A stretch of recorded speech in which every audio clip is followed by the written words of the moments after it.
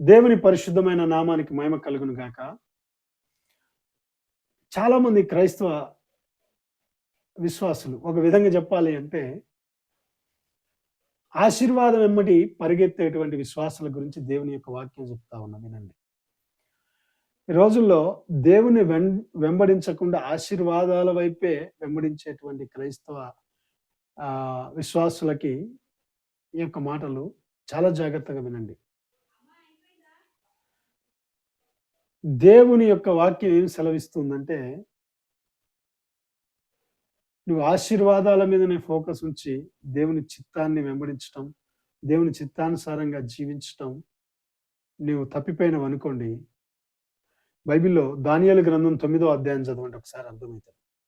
ఈ మాటలు దానియేలు గ్రంథం 9వ అధ్యాయంలో రాయబడి ఉంది. అన్యుల గురించి కాదు, ఇంకెవరి గురించి కాదు, దేవుని ప్రజల గురించే దేవుడు రాసినాడు. దానియేలు ప్రార్థన చేస్తున్నాడు, మా ప్రభువా, నీవు నీతిమంతుడవు, నీవు యథార్థమైన వాడవు, నీవు సత్యవంతుడు అయిన వాడవు, కానీ మేము మా ప్రజలు నీ మార్గాన్ని తొలగి జీవించామయ్యా, దానికి తగిన ప్రతిఫలం అనుభవిస్తున్నామయ్యా అని దానియేలు అన్యుల దేశంలో ఉండి దేవుణ్ణి ప్రార్థన చేస్తూ ఉన్నాడు.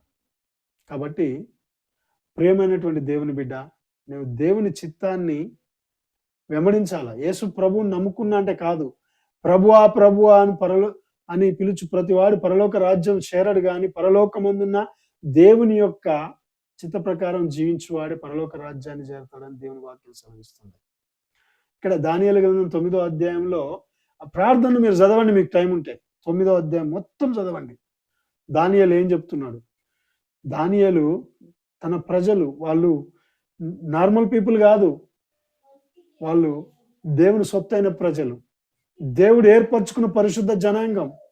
వారి స్థితి ఎక్కడికి దిగజారిపోయిందో ఆలోచించండి. కారణం, దేవుని వదిలిపెట్టిపోయినారు. దేవునితో జీవిస్తున్నాము, ఆరాధన చేస్తూ ఉన్నాము, దేవుని వెంబడిస్తున్నామని చెప్పుకుంటూనే దేవుని వదిలిపెట్టేశారు. దాని తర్వాత పరిణామం చూస్తే దానియేలు గ్రంథం 9వ అధ్యాయం ప్రార్థన చూడండి. అందులో మీకు చాలా జాగ్రత్తగా చదివితే అర్థమవుతుంది దేవుని ప్రజలు ఎంత జాగ్రత్తగా జీవించాలి, దేవునికి ఎంత ప్రథమ స్థానం ఇవ్వాలి, దేవుణ్ణి ఎలా అత్తుకొని జీవించాలనేటువంటి విషయాలు దానియేలు గ్రంథం 9వ అధ్యాయంలో క్లియర్గా ఉన్నాయి. దేవునికి మహిమ కలుగును గాక. ఆమేన్.